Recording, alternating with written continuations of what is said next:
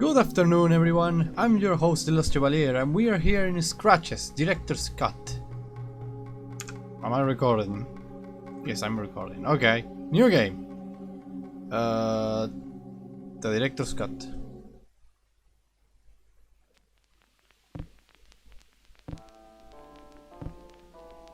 By the way, the game is from Argentina and that's my homeland. So this game is something special. By the way, you can get the game by using the Discord of the new developer Senscape. I'm gonna put a link in the description.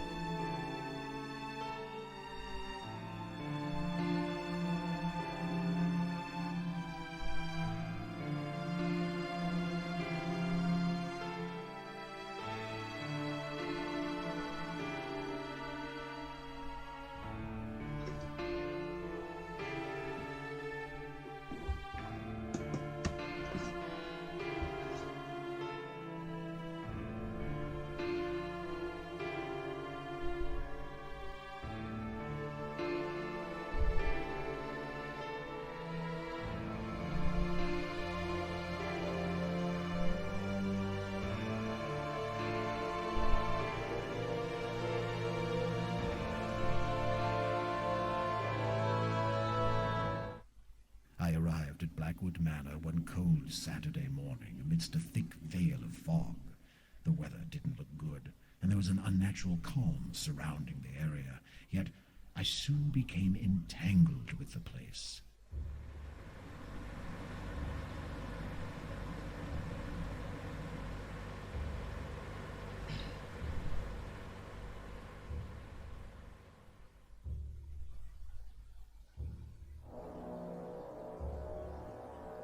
The game is from 2008, by the way, so don't expect any fancy graphics.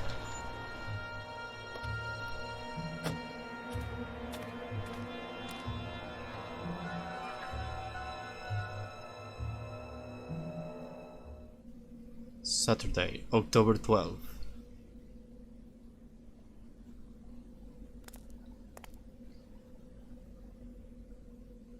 The cloud sky above me seems rather unsettling and almost made me lose my balance. I felt a curious urge to run for shelter, and my new home in the distance seemed very inviting. Are you sure about that? The imposing main gates were guarding the entrance of the manor. But even if I wanted to leave, I could not do so on foot.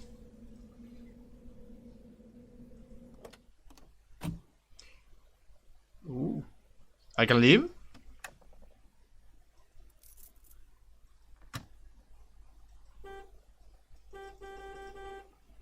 Wait a minute. Yes! It was the car starter. Well, let me use it. What is this button do? Where are my items? I don't know, I'm going out of the car. It was the boot of my car which, considering my non-existent technical experience, I hope I will never seem to open. Where is my lunch? No! I need my... God damn it, I didn't come here only with the clothes I'm put on. I have on. Did I? Huh. Well, hello there. A hefty lock was preventing my entry to the garage, but I want to put my car inside.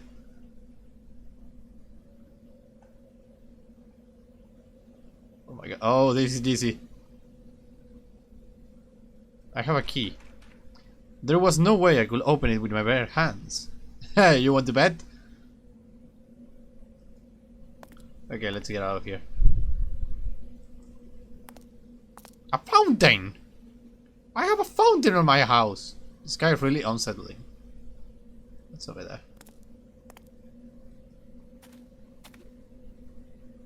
Okay, this is unsettling. Where does this road take me? To the pet cemetery? Or to the greenhouse, because yes, every manor needs a greenhouse. The door of the greenhouse was stuck, probably due to some mysterious rusting in its hinges. I almost succeeded, but in spite of my efforts, the door wouldn't budge. It was hopeless. The rust wouldn't allow this door to be open. Damn it. Bring some Coca-Cola, that should do the trick. Okay, this path is a little dark. Why so dark? Wait, I'm lost. Hello? Oh, here we are. Thanks to the heavens. What's over there? Where this road is going to take me? I already have a greenhouse. And I have a church too. The massive double doors leading to the interior of the chapel were locked.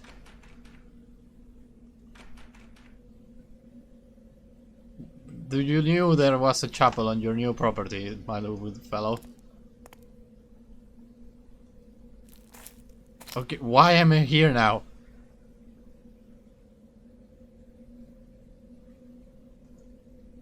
The soil in this area of the garden was devoid of life. Yeah, probably the dead corpses. Okay, I want to go to the fountain. I want to go to my home. Why did I buy this home? I hope it was on sale or something. The door of the house was locked, fortunately.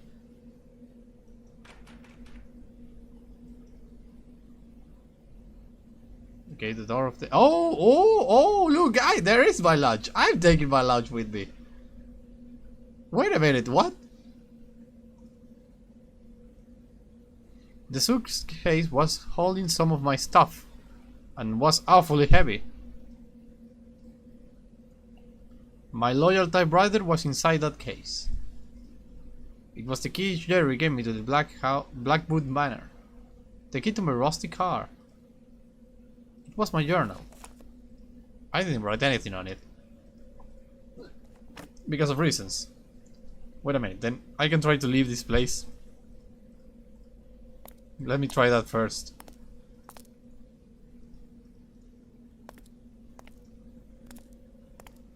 Time to go out of here.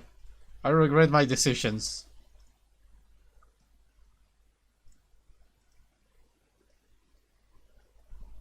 I regret my decision so far. I had only just arrived and the idea of driving away wasn't very tempting. Okay, let's take the key then.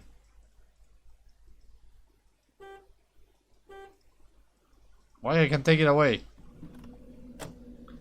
Okay, I think I make a mistake. It's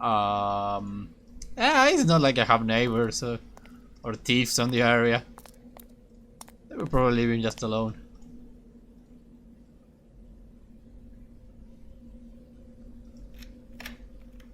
With very little effort, the key unlocked the front door.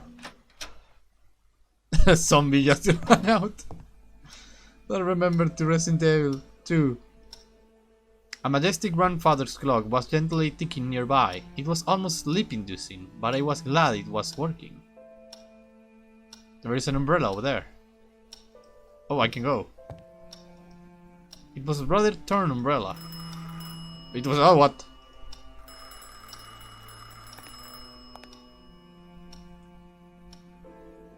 How did you get this number? I didn't... Hello?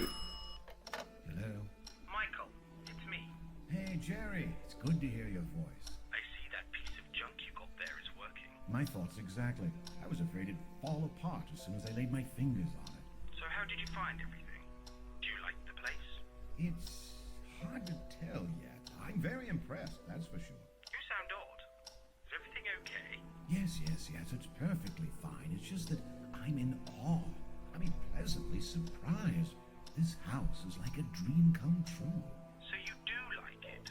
You got me worried there for 1 second. I'm telling you, I'm going to turn this place into a factory of horror stories. Good. You ought to finish that book. I'm rooting for you, mate. You sure everything is in order?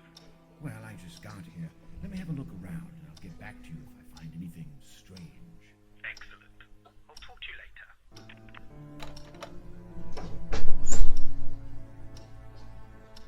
I just closed my window.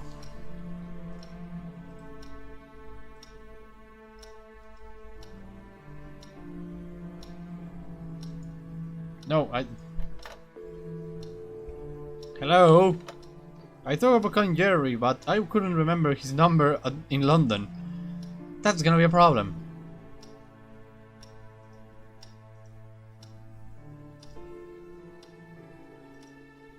How do I get this house? I intended to brighten up the whole place, but to my surprise, the light wouldn't work. Just in case I try again, but still there was no power. Nope, no power.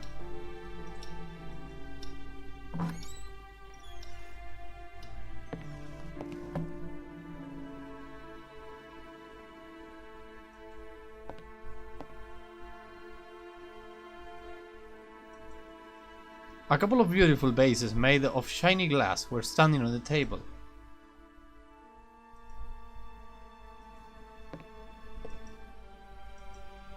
I guess that's what's happened when you don't water the plants for a long time. No shit, Sherlock.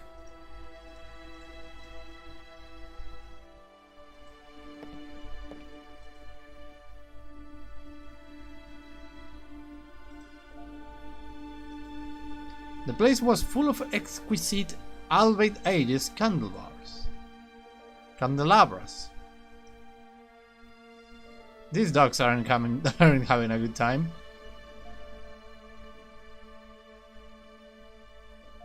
Okay, this is the dining room. Nice place. I have the feeling that all these portraits are gonna change for worst. Okay, where does this take me? To a hall.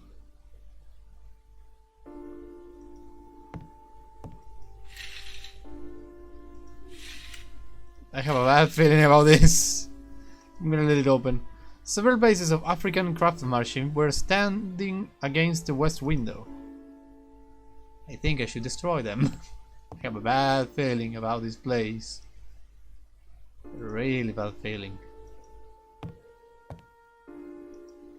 A generic standard lamp, still it was elegant and tasteful. That man's sleeping, right? I just want to believe that he's sleeping.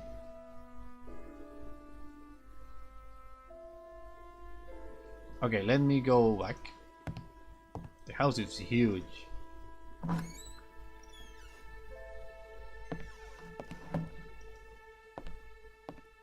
Open sesame.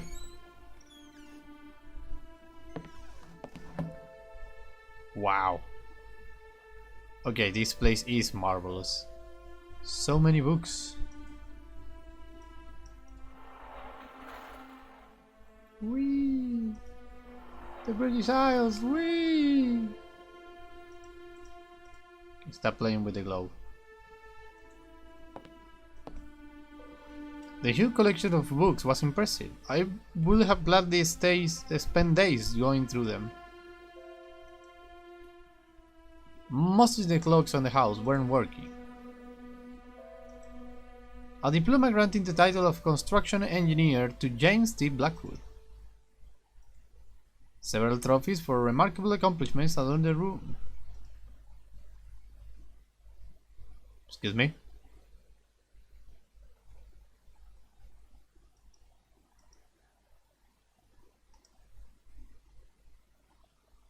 The music?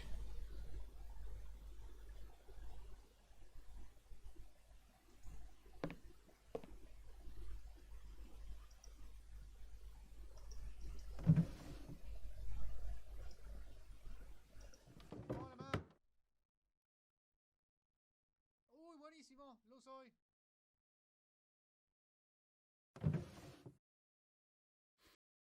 A leather. Oh, money!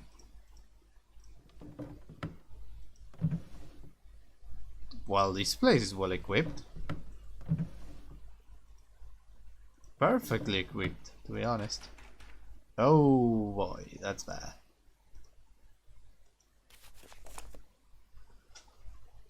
The construction of the February 6th. The construction of the railway bridge is almost complete and went quite smoothly.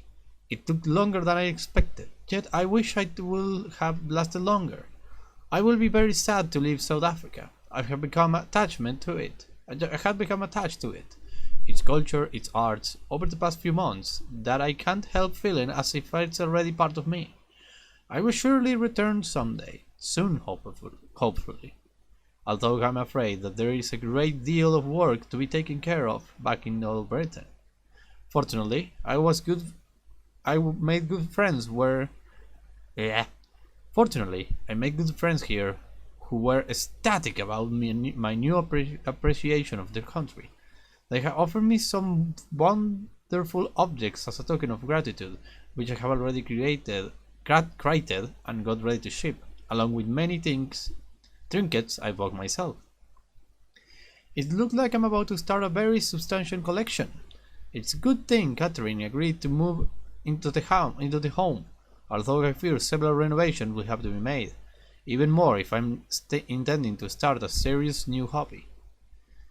It seems I will have to get back to work. John Peterson has just told me some natives are causing trouble, a very unfortunate thing, although I'm secretly rejoicing. February 12. Wait a minute, there are pages missing. February 12. The natives won't leave. It's not like they are causing trouble so much as they are unsettling the workers. The only complaint so far has been the distraction. They just stand still between the trees staring at us, without blinking an eye. I have watched them for a few minutes and they truly seem like some tenebrous statues. At first it was just annoying, but lately it has become downright creepy. They seem to be stalking us. So it's not like they're hindering the construction, but there is a general uneasy feeling, as if they were about to jump at us at any moment. I think I will hire some protection as a measure of precaution. February 15. Fascinating. I have been looking into these natives. They live in a nearby village and are a very small group, yet they seem to manage quite well. I have thought of them as quite an uncivilized tribe, but their movements are calculated and I can perceive a sense of careful organization in their task. Oddly enough, they seem to be very British, and their aspect looks awful, although I couldn't take a good look at their facial features as I followed one of them completely on my own, and it couldn't have been dangerous getting any closer. Also, the village is poor and very rough, but some of the shacks leaves out as inviting or special. It's made me quite curious. I will try to come closer tomorrow. The next day, my second expedition to the village of the natives has been foiled by an unexpected problem at the bridge. I'm afraid I was due to a slight miscalculation on my part, an indication that I should be focusing more on the task at hand and put my sudden love for all Africa things aside for a moment. It was my fault, and I accept it. February 20. They are at it again, lurking beyond the forest. It's amazing how they have changed our perception of the surroundings. At first, we were delighted by the quiet nature of the place. Now, we fear what horrors might be concealed in the dark and foreboding cloak of trees. The tops lean above us, overshadowing the bridge, and strange noises haunt our meals, even the river, telling unholy secrets. We could be, of course, a bit more sensitive to our distractions, but I can't help feeling the area has, in fact, become more sinister, and yet I'm still looking forward to satisfy my curiosity about the tribe. February 24th. At last I have found something about time the music returns. I have found something more about the neighboring tribe. This is an incredible finding and I just can't withhold my excitement. Some elders at the local town happen to know about them, but only through stories they heard. The most surprising thing is that the tribe was assumed to be extinct long ago. But according to my vague descriptions, the elders think that we could be dealing with a legend here. Everything they ever learned of them was during their childhood, even when the tribe was stalking the town, much in the same way they have been stalking us. People used to call them Dahum. As such was the sound of screams heard echoing late in the night. They would come out into the streets and see an evil glitter stop atop a hill in the distance. Some will say it was a fire, others curse the spirit of an ancient god.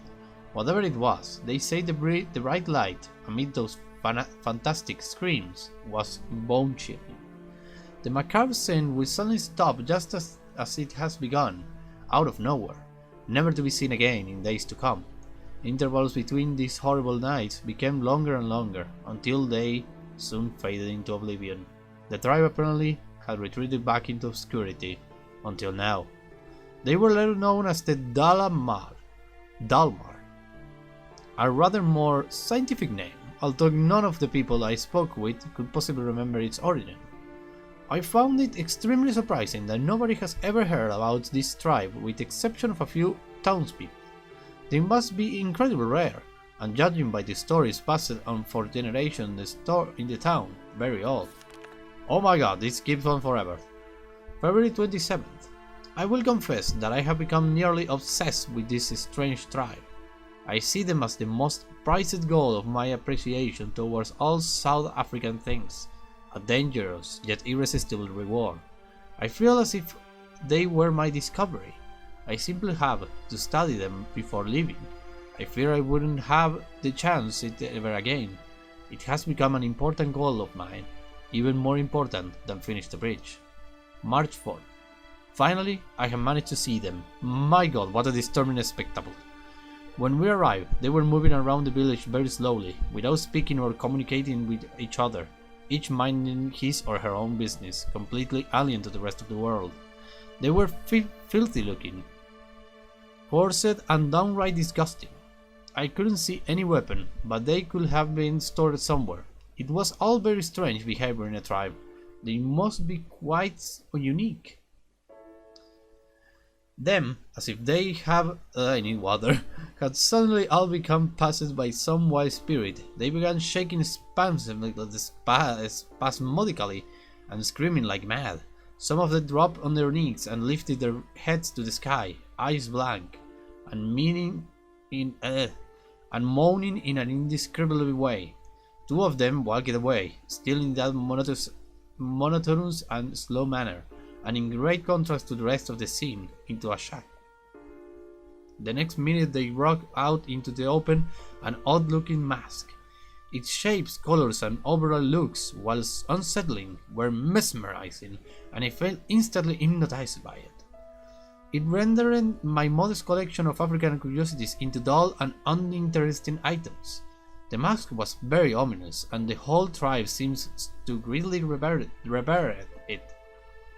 Soon they began to gather around it and move in circles, fluttering and chanting a guttural psalm. Judging by their motions and the speech and aspect of the whole ritual, it must have been some kind of war ritual. Oh god, this keeps going. I'm not sure how to explain what happened next, as I feel my pulse is already troubling. Words fail me to recount the most disturbing things I have ever witnessed. One of the male villagers walking into the middle, near the mask, by his own will. It was an almost automatic act. All of a sudden, the remaining members became silent. I can't tell for how long they lasted, but I was afraid to breathe. I think that'll be, and the others were also scared. They wouldn't even blink. I remember being soaked wet and expectant. The silence was so unnatural. Then, a few members separated from the people circling the mask and jumped on the single villager, beating him to death. To be completely faithful to the band, the small crowd tore him apart. They grabbed his legs in 2 and 3s and then twisted them in a manner I dare not describe. His face was disfigured with their bare fingernails and teeth, and the torso soon disappeared under the frenzied tangles of hands. In a matter of a few minutes, the villager was turning into a red sack of bones. Not one of the attackers had the compassion to snap his neck during the sickening process. all was very methodical, as if it was another mundane task. The most terrifying aspect, though, was that the victims didn't even cringe. The silence was so deep I could hear his flesh ripping. I wouldn't expect any living creature to scream in such out of such a condition. I can't tell whether he was drugged or half asleep, but I did recognize him dancing like everyone else walking into the middle of the circle. It was the most outrageous and sadistic sacrifice I have ever heard of. I don't think I will ever forget what I saw. My intentions of approaching further, even if they didn't have any weapons at hand, vanished. Those creatures, I dare not call them human beings, could have killed my whole company in the blink of an eye with their rage. They seemed to be completely out of themselves and willing to destroy anything intruding into the paths. While the image of the sacrifice still haunts my thoughts, I still can't seem to forget that mask. It was deceptively simple and yet perfectly in its design. I haven't seen anything like it. I surely would love to take a better look. I feel the Dalmar, dangerous as they are, could be the most important ethical finding in decades. What I have seen today is crying for some further investigation. I can't leave them like that. I will never forgive myself. And the mask. That mask. I was ecstatic after reading the journal. The material was incredible. Oh god, I'm lacking breath. A journey to sources of the Niles. 2 years in East Africa. Okay. Woo! What is that? There are cravings on the wood. Ah, doesn't matter.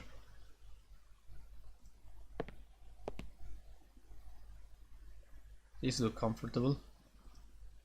Just a bunch of uninteresting books. The glass was empty. Pity, I will have used a drink. The stone in the fireplace was cold to the touch, remnants of a previous fire. Oh god. What is this? The place was full of exquisite albeit candelabras. Candelabras? Candelabras. Oh! No, smoking can kill you, especially when the cigars are decades old. Are you sure about that? They look good.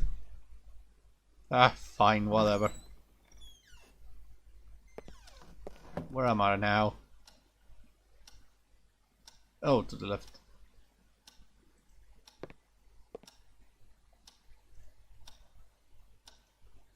It looks as if an untidy person employed reading the living room.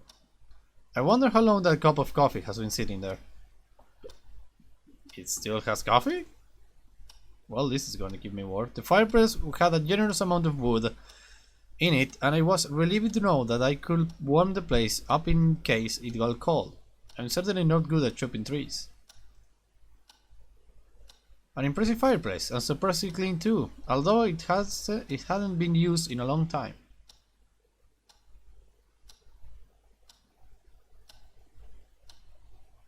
I want to go to that piano.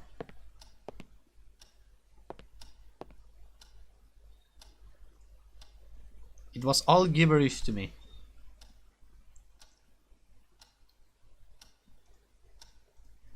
A fancy red coat, which sadly wasn't functioning. A generic standard lamp, still it was elegant and tasteful.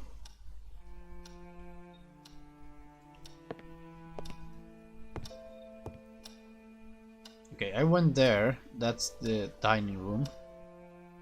I don't know what's upstairs. Let me see how much time I have been recording. Whoa, whoa, whoa, whoa, whoa, whoa. I can't go away. Damn. I can't see how much time I have been recording, damn it. Ah, well, I can go around a little more. I remember that Jerry said a nice room has been preparing for me upstairs. This one?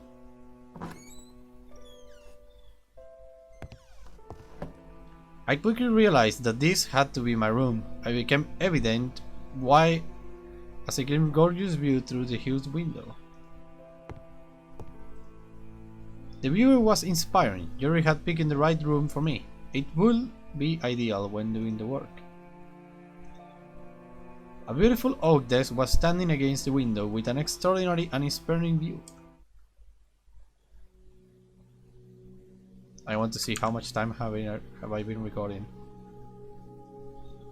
It has been a long time, just. Okay, that's all the time I got for today. Thanks for watching, I hope you have a blast. I was the Lost Chevalier, signing out. Bye bye!